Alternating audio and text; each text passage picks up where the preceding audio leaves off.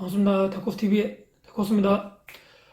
제가 오늘 여러분들하고 나눌 이야기 주제인데요. 좀 슬픈 주제입니다. 저에게 아주 슬픈 주제고요. 자, 주제. 제가 지금 임대사업 쭉 그냥 한다고 말씀드렸는데, 특히 원룸, 다가구주택 세입자와 이렇게 뭐 임대차 계약을 쓰면서 제가 수년 동안 수많은 분들과 계약서를 써보고 또 직접 대면해보고 사람들을 만나봤는데요. 정말 이런 사람들 만나면 정말 힘들다. 내 눈에 정말 눈물 나는 거죠. 자, 정말 이런 분들은 다 같은 사람이고 다 같은 인간이고 다 같이 평등하게 대하고 하는 건 맞지만, 정말 이런 분들을 받으면, 특히 임대사업 하시는 분들, 앞으로 부동산 투자하시는 분들은, 이런 분들은 주위에서 선별해서 임대차 계약을 쓰시고 하시면 어떨까, 조금이라도 도움이 될까 해서 말씀드려봅니다. 정말 남의 눈에 눈물 나게 하면 당신 눈에는 피눈물 난다. 제가 그렇게 말씀드리고요. 제가 이런 세입자는 절대 받지 말자. 베스트 5 오늘 여러분들께 알려드릴까 합니다. 자, 혹시나 이런 관심이 많으신 분들 재밌게 오늘 제가 말씀드려 볼 건데요. 끝까지 시청 부탁드리겠습니다. 네. 자, 제가 아까도 말씀드렸지만 계속적으로 수년간, 다년간에 제가 원룸도 운영하고 다가구 주택도 운영하고 많이 했었는데, 그 수많은 사람들과 제가 인간관계를 형성해가지고 임대차 계약서를 쓰고 같이 지내보고 했는데, 와, 정말 다는 안 그렇지만 거의 대다수가 다 정말 선량한 분들이고, 정말 월세도 잘 내주시고 다 문제가 없는데, 정말 10명 중에 1명 꼭 그런 분들 있잖아요. 근데 어딜 가나 그런 사람도 있다고 우리 알고 있잖아요. 어딜 가서 어느 회사에 가면 저쪽에는 또라이가 없을 것 같은데 여기 오면 또 또라이가 있고, 이 또라이 총량의 법칙 그런 것처럼 참 그런 게 있는데, 정말 악성 세입자들 분명히 있습니다. 제가 이때까지 느껴본 결과는 사람은 다 똑같지 않고 정말 힘들게 하는 사람들이 있는데요. 그 중에 첫 번째, 오늘 말씀드린 첫 번째입니다. 누구냐면요. 자, 이런 거 들어보셨나 모르겠네요. 무보증 계약을 하자고 연락이 오는 분들이 있습니다. 뭐냐면요. 무보증이죠. 보증금이 없이 계약을 하고 싶다는 거죠. 자, 제가 보통 원룸이나 다가구주택은 무보증이 없고요. 제가 지난번에 소개를 드렸나 모르겠는데, 아주 열악한 그런 환경에 있는 건물이라든지, 또는 보증금 없는 데가 제가 있다고 들었는데, 서울에 어디 무슨든지 정말 이런 데를 제외하고는 사실 보증금이 있어야 되거든요, 사람이. 근데 보증금을 없이 그냥 나는 무조건 낼 수 있다, 나는 꼬박꼬박 낼 수 있다, 이렇게 주장을 하는 거예요. 지금 내가 사정이 힘들지만 또는 사정이 힘들기 때문에 보증금을 매달 좀 나눠서 분납하겠다, 이렇게 요구를 하시는 분들이 있어요. 그냥 예를 들면 보증금이 200에 30이라면 월세가, 보증금을 내가 200만 원을 지금 내가 계약하면서 원래 다 내고 들어와야 되는데 그럴 지금 여유가 없기 때문에 매달 50만 원씩 내겠다. 제가 이 사례는 제가 최근에 경험한 사례인데 너무 안쓰러운 거예요. 학생이고 그렇기 때문에 그래, 4달에 나눠가지고 50만 원씩 하고 계약을 하자 했는데, 최근에 계약이 만료가 되는 시점까지도 보증금을 내지 못한 거죠. 내지 않았는지 내지 못한 건지 모르겠지만 참 계속 독촉을 했죠. 보증금 분납을 하기로는 그 계약서에 썼는데 왜 안 들어오냐, 얘 해겠는데 다음 달에 드릴게요, 지금 사정이 어려워서 등등등 하다가 벌써 1년이 다 지나버렸어요. 제가 그때 당시 이 공시를 빨리 없애고 싶은 제 마음에, 임대인 마음에 빨리 없애야 되겠다. 4달 정도면 보증금 분납 가능하다 하니까, 사정도 딱 하고 하니까 내줘야지 하다가 제가 정말 오히려 그냥 공시로 놔두는 게 더 나을 뻔했다. 그냥 조금 더 늦더라도 그냥 보증금 정상적으로 내고 들어오시는 분을 받는 게 오히려 더 나을 뻔했다. 정신적으로 너무 힘들었거든요. 나중에 보니까 이 보증금이라는 건요, 어떤 역할을 하냐면, 혹시나 내가 보증금 가지고 있다 다시 어차피 내드릴 용도지만, 혹시나 나중에 계약이 끝나고 들어갔는데 방을 봤는데 엄청나게 손상이 돼 있다거나 가전제품이 깨져 있다거나, 처음에 들어왔을 당시에 대비해서 비교해서 문제가 있으면 그 돈으로 해결하고 나머지를 내드리는 용도잖아요. 그렇기 때문에 보증금을 가지고 있는 건데, 너무 믿었던 거죠, 제가. 후회하는 부분이고, 절대로 무보증 또는 보증금 분납으로 해서 계약을 하시면 후회한다. 저처럼 이런 일이 발생하면 저만 손해고 저만 스트레스 받고 저만 병들어 쓰러지는 거죠. 이렇게 절대 하지 마시고요. 정상적인 계약으로 보증금 다 받고 첫 달 월세 받으시고 계약을 하시는 조건으로 정상적으로 계약하심이 정신건강에 좋으실 것이다. 저는 이렇게 말씀드립니다. 두 번째입니다. 두 번째 악성 세입자 스타일. 월세를 계속해서 깎아달라는 분들이 있어요. 뭐냐면요, 예를 들어서 200에 방금 말씀드렸죠. 200에 30만 원인데 그냥 만 원만 깎아주세요. 그 다음 달 지나면 또 만 원만 깎아주세요. 계속 깎아달라는 거죠. 제 사정이 안 좋고 근데 제가 다른 주변 비슷한 건물, 비슷한 연식의 건물의 방 크기에 대비해서는 제가 거의 비슷하게 월세를 내놓거나 아니면 조금 낮게 내놓는 편인데도 불구하고 계속 깎아달라는 거죠. 그래서 제가 예전에 그 요구대로 좀 안쓰럽게도 해서 만 원, 2만 원 정도 깎아주지 했는데 나중에 보니까 나중에 더 큰 일이 다가오더라는 거죠. 자, 어떤 일이 있었냐면 뒤끝이 안 좋은 거죠. 이런 분들 스타일이 다는 안 그러겠지만 월세 제때 내시는 분들이 없었습니다. 보통 한 3, 4일, 일주일 정도 미뤄지는 건 보통이고, 어떤 경우는 그 다음 달, 또 다다음 달, 지금도 이런 분이 없다고 말할 수 없습니다. 지금 이 원룸에 월세가 보통 15일에서 한 달 정도 늦어지시는 분들이 있는데요. 이분들이 보통 월세를 좀 깎아달라, 내려달라 하시는 요구 사항들이 많으신 분들이에요. 나머지 대부분의 90% 이상의 분들이 정상적으로 잘 내주시고, 늦어도 먼저 연락이 오셔가지고, 이런 사정 때문에 며칠 늦겠습니다. 얘기를 하면 안 기다리는데, 이런 분들은 연락도 없어요. 늦으면 늦는 대로 받아라. 이렇게 어떤 생각인지 모르겠지만 마인드 자체가 참 좋지 않다. 제가 봤을 때는. 그렇기 때문에 절대 월세를 깎아달라거나 이렇게 하시는 분들은 절대 받지 마시라. 제가 두 번째 말씀드리고, 세 번째 악성 세입자 스타일입니다. 이거는 정말 돌발적인 일이었는데요. 계약서 쓸 때는 이런 조항이 없었거든요. 제가 거기도 분명히 명시를 했거든요. 자, 명시했었습니다. 애완동물은 키우면 안 되십니다. 왜냐하면 다른 분들의 피해가지고 소리가 나고 이렇기 때문에 다른 분들 피해주기 때문에 절대 안 됩니다. 정중하게 말씀드렸고 그분도 그렇게 하겠다고 말씀드렸는데 나중에 보니까 키우는 거죠. 자, 근데 문제가요.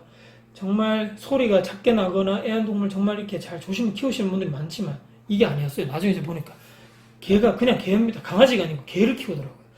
그 건물에 제가 한 번씩 관리하면서 올라가잖아요. 청소도 해야 되고 왔다 갔다 하면서 올라가는데 정말 큰 개 소리가 나는 거죠. 나중에 봤더니만 작은 개 소리가 아니고 정말 크게 짖는 소리. 나중에 보니까 여기 안에 정말 큰 개가 키우는 거죠. 이 사람이. 근데 나중에 문제가 뭐냐면 계약 끝날 때쯤에 가서 봤더니만 집이 완전 개가 살아서 그런 거예요. 개판이 된 거예요. 집이 개판. 말 그대로 개가 살았던 흔적이 고스란히 있는 거죠. 큰 개가 교육이 안 돼서 그런지 모르겠지만 문틀, 각종 나무에 있는 문틀, 벽지 다 개 발톱으로 손상된 흔적들이 엄청나게 많은 거죠. 이걸 어떻게 되돌릴 수 있는 방법이 없습니다. 이 벽지는 사실은 다 뜯어내고 다시 하면 되지만 문틀, 이거 어떻게 할 겁니까? 문틀, 나무를 일반 나무를 발톱으로 다 손상시켜 놓은 거죠. 얘기했죠. 이거 봐라. 처음에 계약할 때도 개 키운다는 거는 안 된다고 말씀을 드렸고 개를 그리고 키우는 상황이면 통보도 안 하고 임대인에게 또한 이렇게 됐으면 원상복구를 해야 되는 거 아닌가? 근데 어떻게 된 줄 아십니까? 여러분들 정말 저는 이런 경우를 TV나 인터넷 그냥 남들 일일 줄 알았는데요. 계약 종료되는 시점 그 다음 날에 이 얘기를 하고 그 다음 날에 아침에 가니까 여러분들 야반도주라고 하시나요? 야반도주? 문이 열려있더라고요. 가보니까 없어요. 사람이. 짐 다 빼서 간 거예요. 밤에 도망간 거죠. 그냥 야반도주. 전화해도 안 받고 꺼져 있고 정말 이런 경우가 저에게도 생기더라고요. 제가 그래가지고 여기 있는 도배지부터 다 바꾸고 이 문틀 수리하는 거에 있어서 오히려 배보다 배꼽이 더 큰 그런 상황이 발생됐거든요. 그렇게 다 교육도 잘 시키시고 애완동물 키우시는 분들 다 하시겠지만 제가 방금 말씀드리는 정말 임대인 입장에서 철저하게 계약적인 부분을 지켜달라고 임차인과 계약적인 부분을 지켜주셔야 됩니다. 안 한다고 했으면 안 해야 되고 저도 그분들에게 지켜줘야 할 부분 수리를 해준다고 했으면 바로바로 수리를 해줘야 되고 불편한 상황이 있으면 바로바로 해줘야 된다는 그런 수리 관련된 임대차 계약서에 적은 내용이 있다면 저도 반드시 임대인의 의무를 지켜야 되는가 동시에 임차인도 의무를 지켜야 되는 거죠. 애완동물 키우는 거는 불가하다고 했으면 거기에 대한 우리 약속을 지켜야 되는 건데 약속도 안 지킬 뿐더러 안 지키고 나서 발생된 그런 모든 피해를 다 원래는 원상복구를 해주고 나가야 되는데 야반도주하고 도망간 거죠. 참 이런 일이 발생되더라고요. 그렇기 때문에 여러분들 반드시 임차인분과 계약을 하실 때는 이런 부분을 반드시 지켜달라. 안 됐을 때는 특약상에 명시를 하셔야 됩니다. 거기에 대한 모든 피해적인 부분은 어쩔 수 없습니다. 거기에 대한 피해적인 부분은 임차인분이 다 보상을 해주시고 나가셔야 됩니다. 이렇게 하셔야 되는 거죠. 어쩔 수 없습니다. 이런 부분은 임대인이 무조건 다 100%뭐 다 해야 된다. 이런 건 안타깝잖아요. 얼마나 이거 재산상의 손해가 컸습니까? 그렇기 때문에 서로 지킬 건 지키자. 저는 이렇게 말씀드리고요. 악성 세입자 네 번째입니다. 네 번째는 이런 분들이 있어요. 연락이 안 되시는 분이 있거든요. 한 번씩. 그러니까 특히 젊으신 분들, 갓 이제 대학교 들어오시는 분들, 특히 이런 분들이 많은데요. 왜 연락이 안 돼? 이러겠지만 요즘 핸드폰 번호 다 주고 가는데 특히 그 중에서도 이런 분들이 있어요. 얘기를 해보면 갓 20살 돼가지고 오시는 분들 중에 계약을 하자 해서 왔는데 본인 얘기를 하는 거죠. 사실은 제가 그래가지고 최근에는 젊으신 분들 오면 밑에 어른, 그러니까 부모님 연락처를 다 기록해 놓으라 하거든요.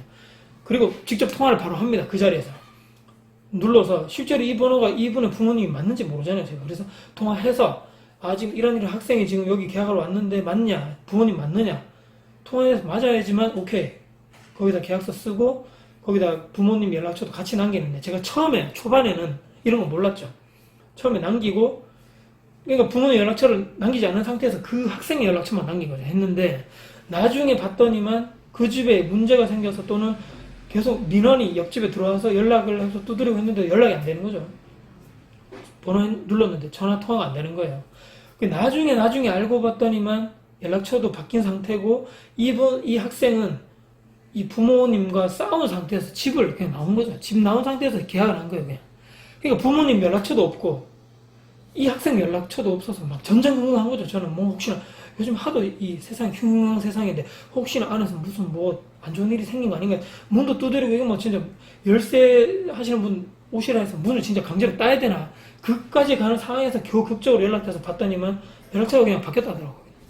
부모님 연락처까지 달라. 도저히 안 되겠다. 혹시나 다음에 이런 일이 생기기 때문에 연락처 받아내겠다 하는데 부모님과 싸웠기 때문에 연락처 알려줄 수 없다 이러더라고요. 그래서 와, 이런 게 있구나. 그렇기 때문에 정상적으로 어린 친구들이 와서 계약을 한다면 반드시 부모님 연락처 같이 해서 확인까지 통화하셔서 직접 확인까지 하셔가지고 안정적으로 자물쇠를 2중, 3중까지 채우시는 여러분들 되시면 저처럼 이렇게 스트레스 뭐 몇 문까지 가지 않죠. 이게 네 번째였고요. 다섯 번째 마지막입니다. 이게 정말 저에게 가장 큰 저에게 심적 고통과 스트레스와 아주 뭐 이거 줬던 이런 사례인데요. 저는 1월이라고 생각 못했죠. 자, 다섯 번째 악성 세입자. 아마 대충 아마 예측하셨을 것 같은데, 동네 뭐 그냥 좀 껄렁껄렁 된다는 친구들 있죠. 양아치, 뭐 건달, 뭐 깡패라 그래야 되나, 깡패까지는 아니지만, 또는 여성분들도 마찬가지예요. 좀 논다는 이렇게 좀 분들, 그분들하고 제가 계약을 재작년에 했다가 작년에 정말 된통 당한 적이 있어요. 정말 다는 안 그렇겠죠. 보통 이 사람들은 혼자 계약을 처음 했더라 하더라도 같이 사는 사람들이 따로 있더라고요.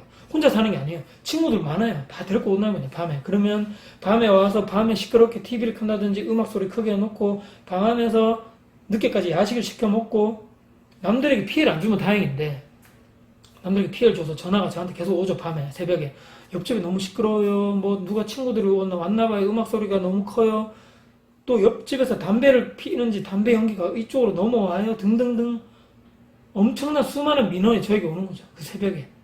물론 이분들은 정말 불편하기 때문에 저에게 참다 전화 왔겠죠. 그렇기 때문에 제가 나중에 보면 담배로 온 집안이 막 냄새가 쪄들어 있고, 화장실도 담배 꽁초가 막 쓰레기처럼 가득 차 있고 치우지도 않습니다. 보통 집도 지저분하지. 나중에 얘기했죠. 이런 상황 때문에 민원이 들어온다.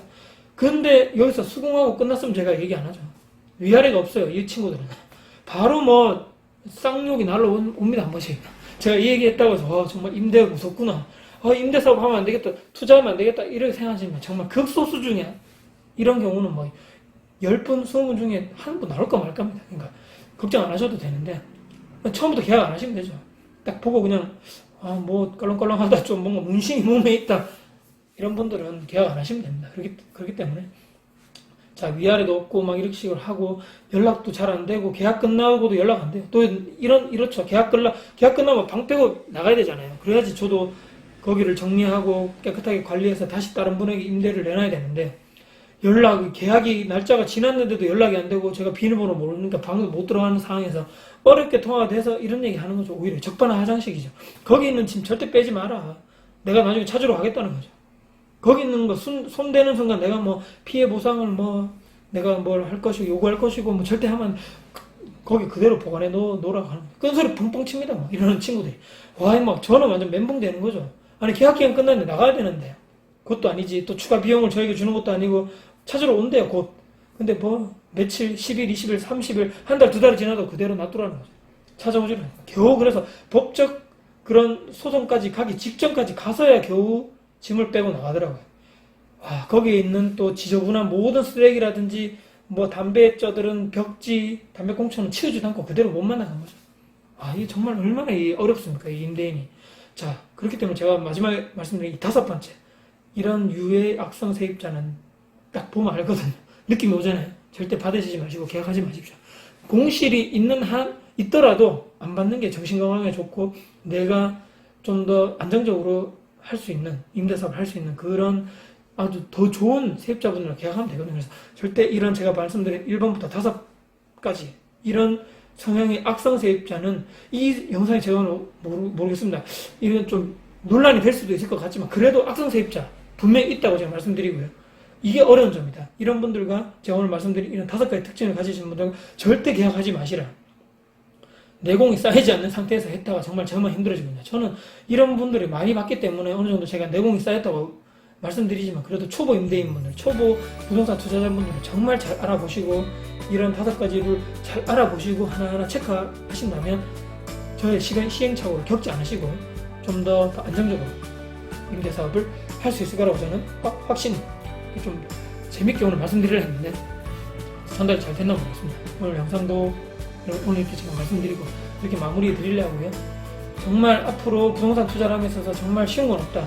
남의 돈을 버는 것은 쉬운 일이 없다고 말씀드리고 그럼에도 불구하고 해야 된다. 그럼에도 불구하고 우리는 투자하고 그럼에도 불구하고 부동산 투자 어떠한 이런 기본의 우리 틀을 깨고 더 좋은 미래, 더 나은 미래, 행복한 미래를 가기 위해서는 우리는 반드시 투자를 해야 되는 투자는 필수인 시대에 살고 있다고 제가 말씀드리고요. 오늘 영상을 마무리해볼까 합니다. 오늘 영상 어떻게 도움이 되셨나요? 실질적인 오늘 도움이 될 수 있도록 제가 오늘 최선을 다해서 정리해가지고 말씀드렸고요. 오늘 영상 도움이 되셨다면 구독, 좋아요, 알람 저에게 아주 큰 힘이 될 것 같습니다. 네, 오늘 영상 봐주셔서 너무 감사드리고요. 오늘 영상 봐주시는 모든 분들이 정말 진정한 다코스입니다. 영상 봐주셔서 감사드립니다. 다코스TV 다코스였습니다. 감사합니다.